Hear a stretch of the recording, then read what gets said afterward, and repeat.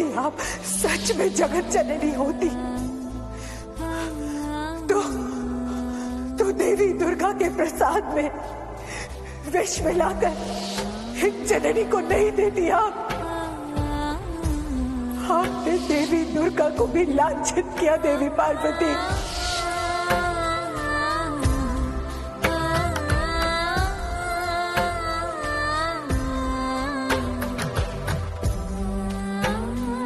मेरी ये पीड़ा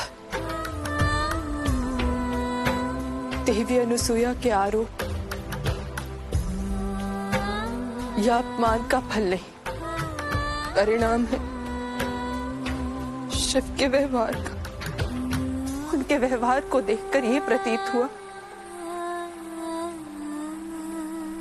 कि उनमें और सांसारिक मनुष्य में कोई अंतर ही नहीं। कैसे वो सामान्य बालकों की भांति बिलक बिलक कर रो रहे थे। वैराग्य में डूबे रहने वाला त्रिकालदर्शी अजन्मा अनादिशर ऐसे मोहपाश में कैसे बन सकते हैं? ऐसे में मैं स्वयं को विश्वास कैसे दिलवाऊं कि वो अपने वास्तविक स्वरूप में परिवर्तित हो जाएंगे?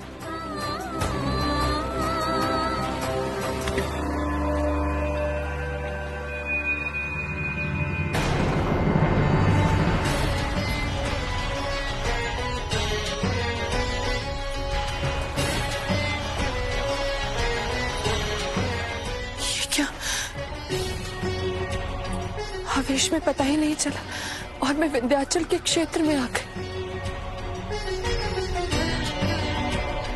पर मैं यहाँ क्यों आई?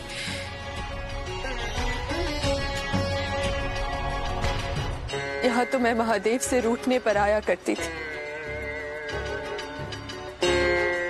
और वो मुझे मनाने आया करते थे।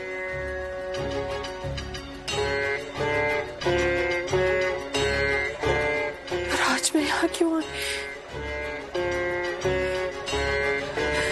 कहीं वो मुझे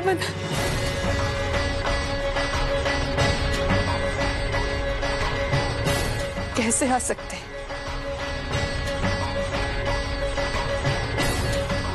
वो तो अब वो रहे ही नहीं जो पहले थे। परंतु यहाँ आने का कारण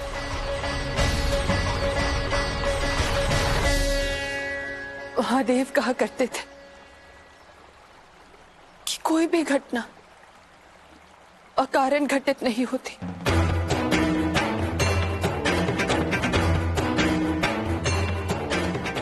तो क्या सुखद घटने वाला है महादेव? क्या होने वाला है? क्या होने वाला है?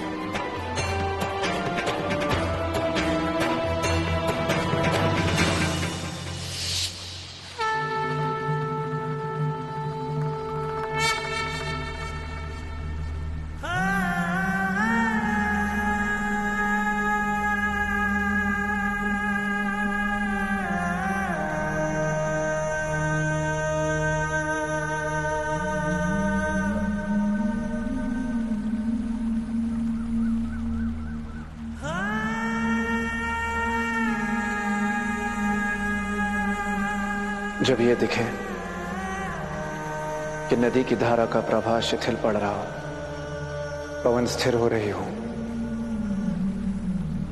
संपूर्ण प्रकृति उदास और आभाविहीन दृष्टिगोचर हो रही हो, तो समझ लेना चाहिए कि पार्वती अपने महादेव से रुष्ट है।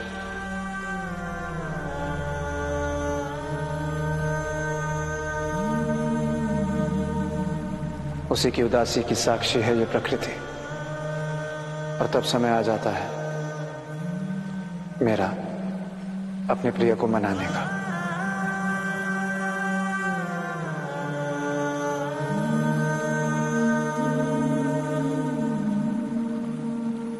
मैं आपकी प्रिय केवल वाणी में हूं महादेव।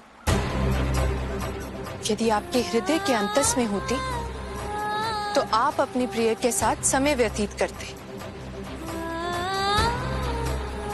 उसे अपने सानिध्य का सुअवसर देते, उसकी भावनाओं को समझने की चेष्टा करते। परंतु सत्य तो इसके बिल्कुल विपरीत है। आपको तो अपनी प्रिय की चिंता ही नहीं।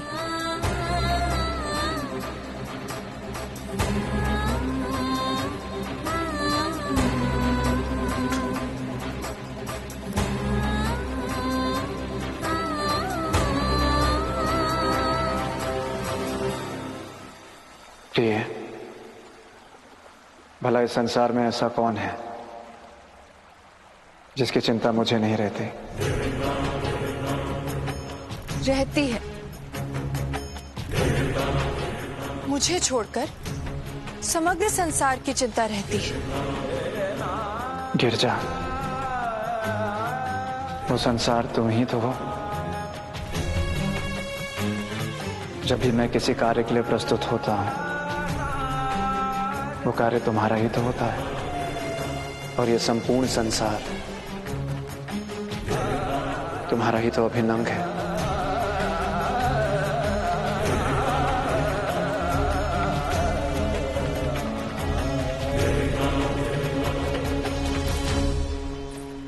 सत्य कहा आपने। मैं आपके संसार का अभिन्न अंग हूं,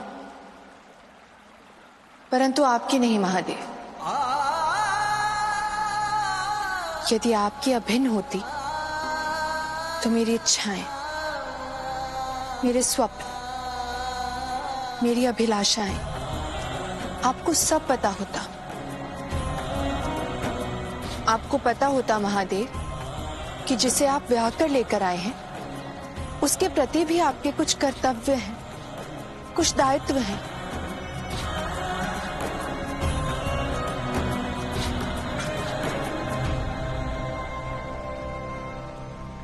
अजन्मा हूं प्रिय, ना कोई माता, ना कोई पिता, और ज्ञान के यही तो दो मूल आधार स्तंभ होते हैं। एक शील और संस्कार का ज्ञान देती है, तो दूसरा अनुशासन और दायित्व का। परंतु मुझे तो ये मिले ही नहीं। यदि मिले होते तो बालपन में ही मैंने उस ज्ञान का आत्मसात कर लिया होता।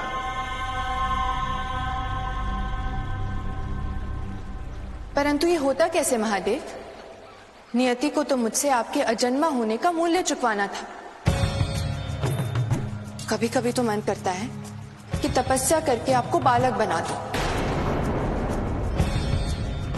एक ऐसा बालक जो सांसारिकता और गृहस्थी के व्यवहारिक ज्ञान सीख सके।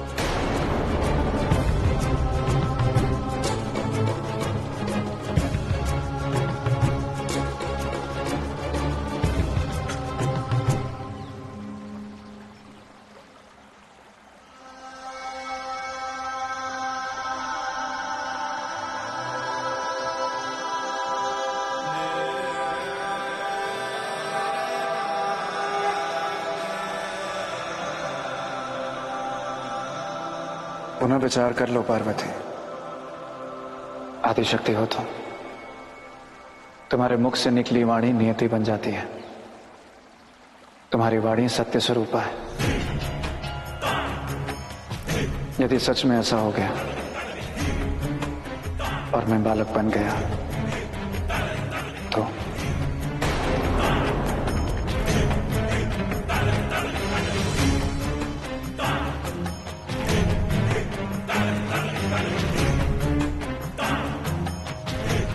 क्या हो जाएगा महादेव? बालक रूप में आप मुझे नहीं पहचानेंगे। बालक बनकर आप सदैव अपनी माता के साथ रहेंगे, यही ना?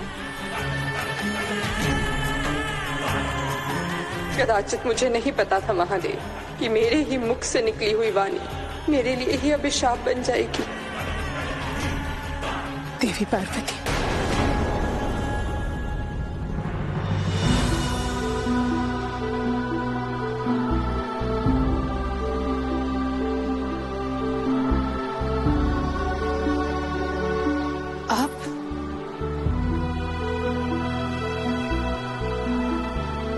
मैं अपने हृदय पर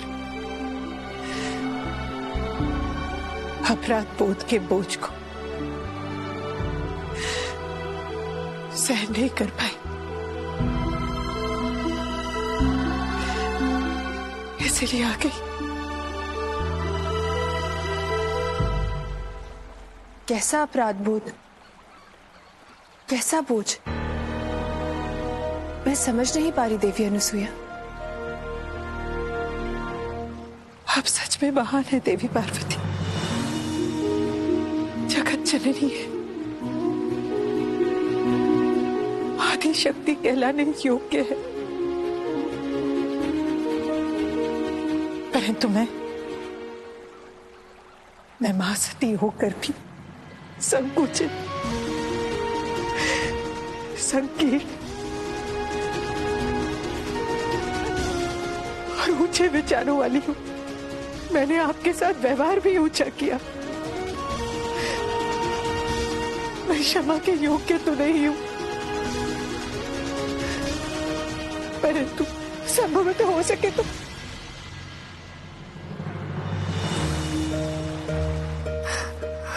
नहीं, इसकी कोई आवश्यकता नहीं। कुछ कर्मों, क्रियाओं और वाक्यों का निर्धारण व्यक्ति नहीं करते, समय और परिस्थितियां करती हैं। नहीं देवी पार्वती, मैंने आपके साथ जो किया है वो अनुचित था। मुझे नियंत्रण में रहना चाहिए था। देवी अनुसुईया, आपकी बातों का मुझे लेश मात्र भी दुख नहीं है। आप स्वयं को आहत क्यों कर रहे हैं?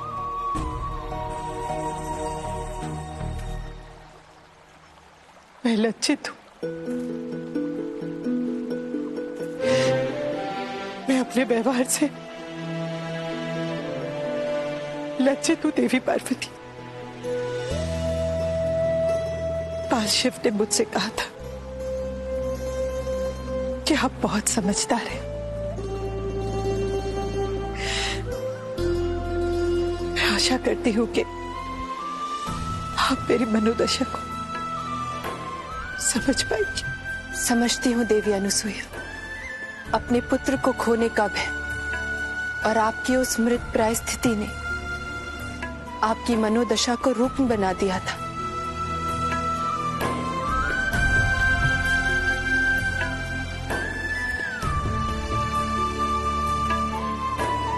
तो मैं समझूंगी आपने मुझे क्षमा कर दिया।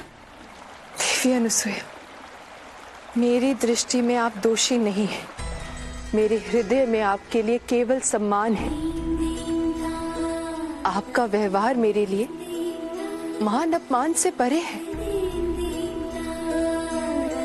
परंतु हाँ, कुछ भी कहने से पहले आपको विचार अवश्य करना चाहिए, स्वयं पर संयम रखना चाहिए,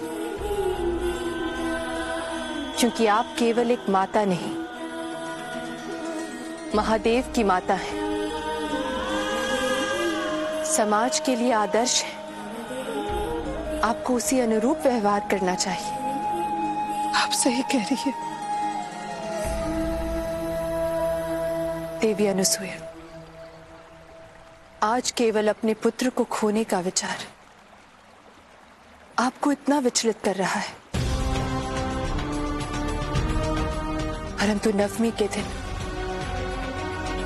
जब बाल शिव मां दुर्गा के आशीर्वाद से अपने वास्तविक स्वरूप महादेव में परिवर्तित हो जाएंगे, तब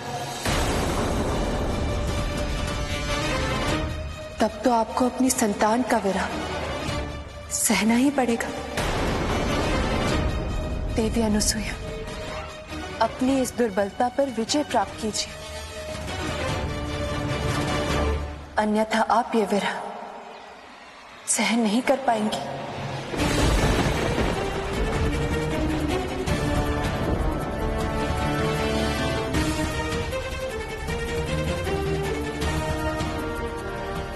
तो आने वाली नवमी ही बताएगी देवी पार्वती कि विरह का असहनीय दुख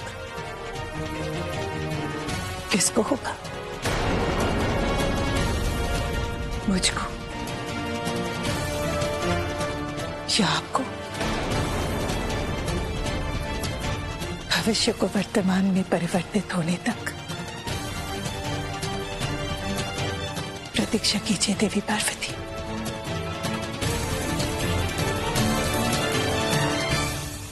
उचित कह रही हैं आप देवी अनुसुईया। नवमी का पूजन पूर्ण होने देते हैं, तब तक मैं आपके और अपने दोनों के घरों को अपनी शक्ति ऊर्जा से सुरक्षित रखूंगी, ताकि बाहरी कोई भी शक्ति हम दोनों की पूजा में बाधा न डाल सके।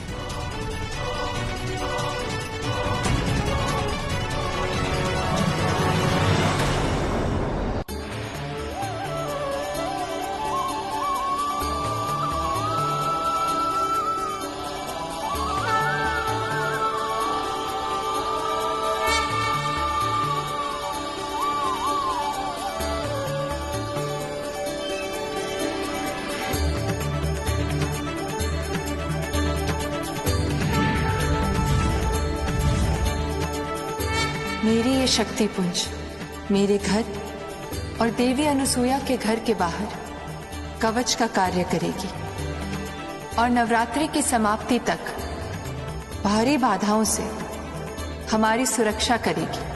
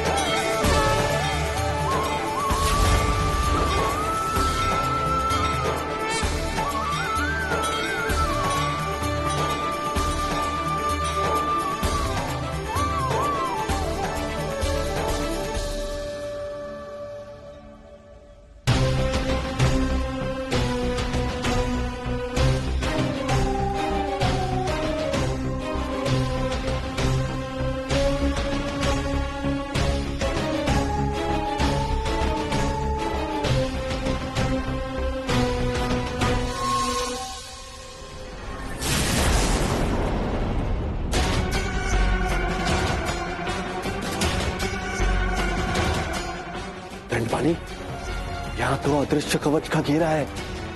अब भीतर जाना कठिन होगा। पुनः प्रयास करता हूं।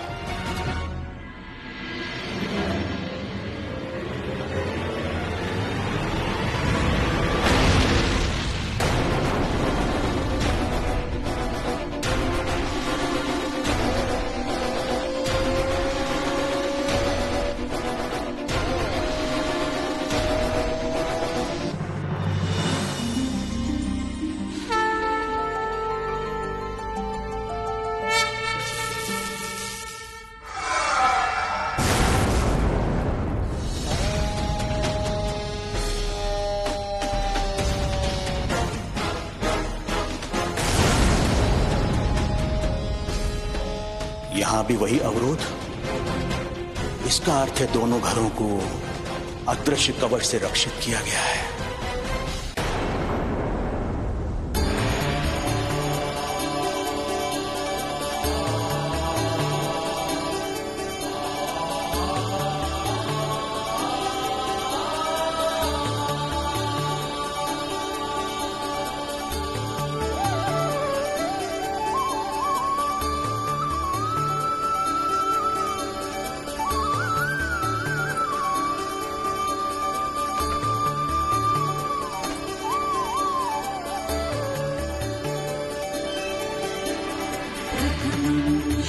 आज देवी दुर्गा का रूप मुझे अत्यंत ही कृपालु दिखाई पड़ रहा है, क्योंकि आज देवी दुर्गा आपकी मनोकामना पूर्ण करने की कृपा करने वाली है।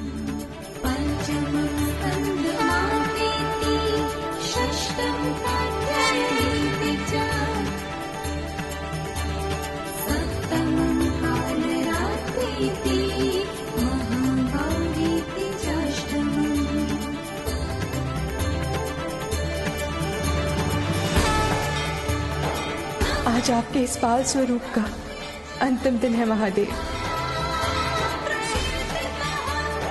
देवी दुर्गा के आशीर्वाद से आज आप अपने वास्तविक स्वरूप में आ जाएंगे। आज मेरे साथ साथ संसार की प्रतीक्षा का भी अंतिम दिन है महादेव।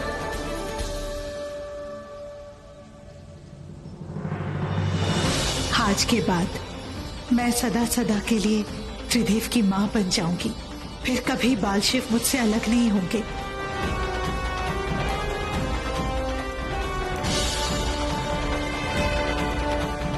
वो निर्णायक क्षण अब आने वाला है। देखते हैं आज किसकी पूजा सफल होती है, देवी अनुसुईया आपकी या मेरे महादेव की।